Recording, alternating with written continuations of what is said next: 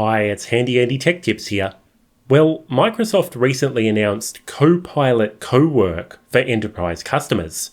It's an AI agent that can read files and connect to multiple services like Outlook, Teams, and Excel in order to automate business tasks. The tool will be based on Anthropic's Claude Cowork, hence the name, which you can already use on your own machine. I'll show you how to get started with Claude Cowork, so that you'll already be an expert when the Copilot version is rolled out in your company. Okay, so first what you need to do is visit the Claude desktop download page at claude.com/download and get the appropriate installer for your system. This will work on Windows or Mac OS. Now, if you are on Windows, when you open the installer, you might get a message saying that trusted app installs must be enabled. So click yes on this dialog. And then in the settings window that appears, you need to scroll down until you see developer mode and then switch that on. And then you'll get another confirmation message making sure that you're aware of all the security implications, so click yes. Okay, now we'll go through the process of installing the desktop app.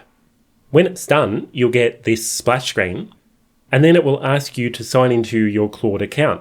So I'll just do that. Now, you can see that I'm currently on a free plan, which doesn't give you access to Cowork. So I'll click the upgrade button, and then I'll scroll down to the Pro plan, which at the time of making this video costs US $20 per month, or in my case, 34 Australian dollars. I'll click on Get the Pro plan, and then I'll just enter my credit card details in here, and you can of course cancel your subscription at any time. So now that I'm on the Pro version, you can see that a Cowork tab has appeared at the top of the window.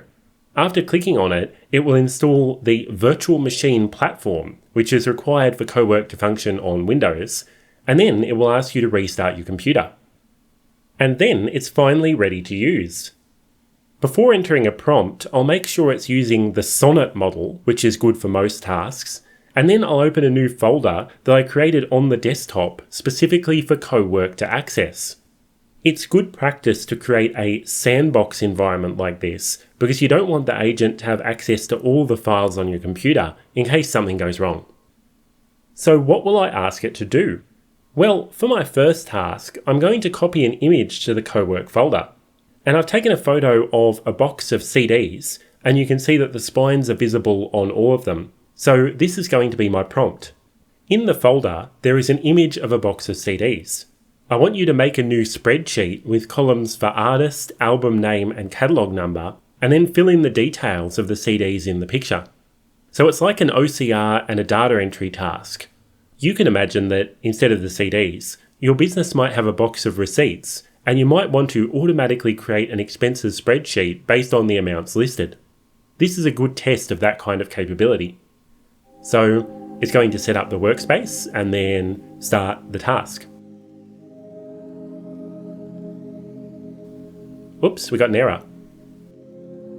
So we'll just click try again and it will reconnect to the model.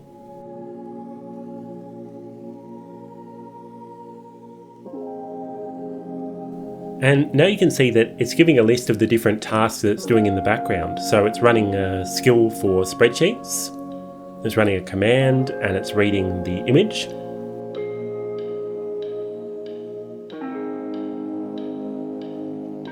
And now it says that it wants to use Claude in Chrome. Presumably it's going to open the image there and do some analysis. So I'll need to install the Claude extension in the Chrome Web Store.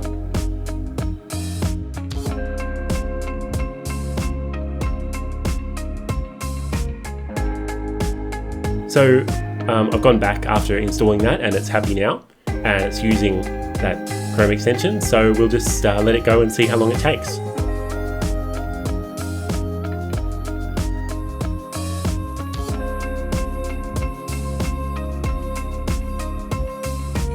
You can see that it gives like an internal monologue of all the things that it's thinking, which is actually quite cool. Wow, that took a while, about 12 or 13 minutes in fact. But we finally have a spreadsheet. It will open up the document in a pane on the right side of the Cowork window, but you can also choose to view it in your preferred spreadsheet program, which in my case is LibreOffice Calc. So did it complete the task successfully? Well, when you compare the image with the spreadsheet, you can see that it skipped a few albums. For example, the album by 1927 isn't listed, but maybe that's because the text on the spine is upside down. That could be the reason. It also omitted many of the catalogue numbers, probably because the text contrast isn't good enough. And with some of the other numbers, it just basically made them up. But overall, it did a decent job. And even if you went in and manually corrected the spreadsheet, it would probably be quicker than entering in all this information by hand. Okay, so now for my second task, I've downloaded 15 emails that I received from an Australian news website.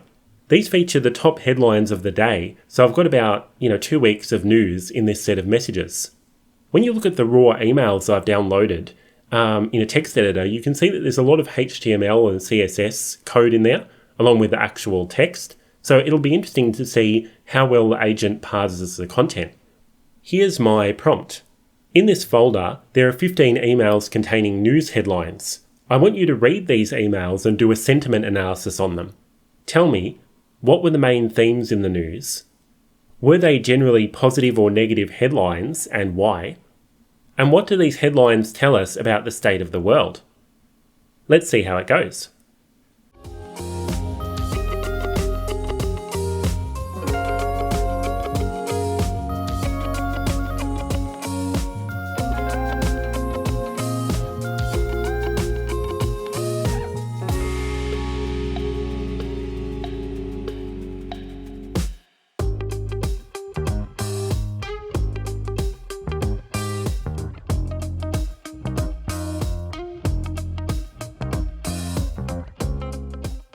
Well, that was a lot quicker than the first task. It only took about 3 minutes, and here is the analysis.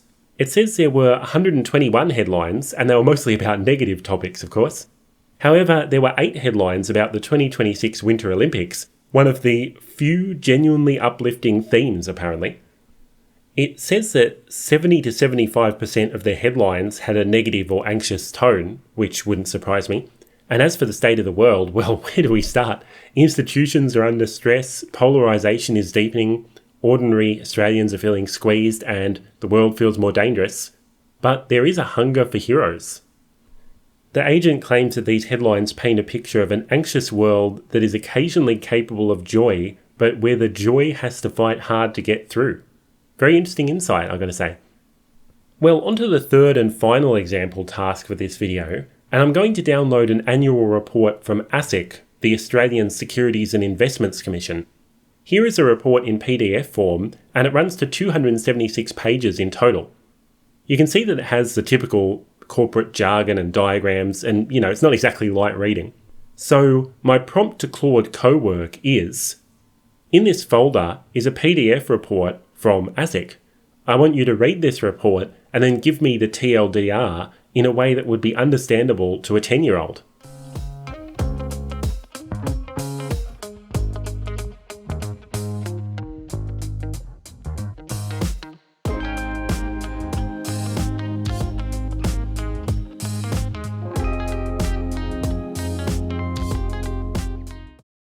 Well, look at that, it's done in about a minute. And what an amusing summary it is too. So it says, imagine there's a referee for all the money stuff in Australia. That's ASIC. Yep, it certainly is. Well, what did they do? Busted a lot of bad guys? Took down thousands of scam websites? That's good. Protected people's retirement savings? Told off those big banks? Caught a company lying? And investigated the share market? Great.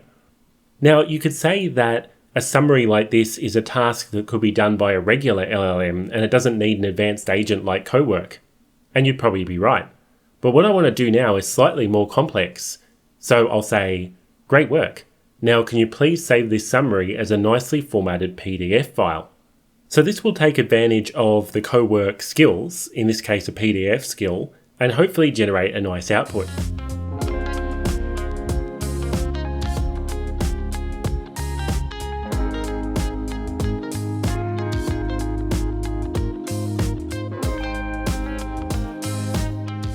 And it's done.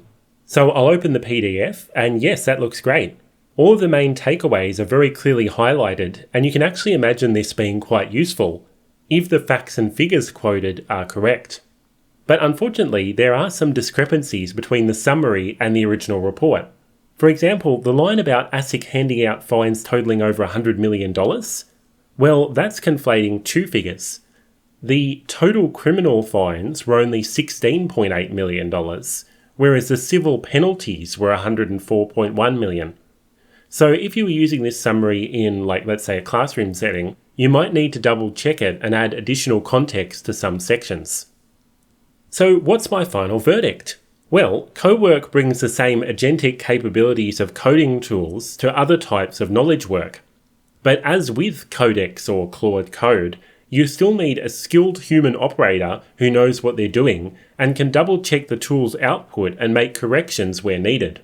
Anyway, I'm Handy Andy and I really hope you enjoyed the video. Please subscribe for more AI related videos.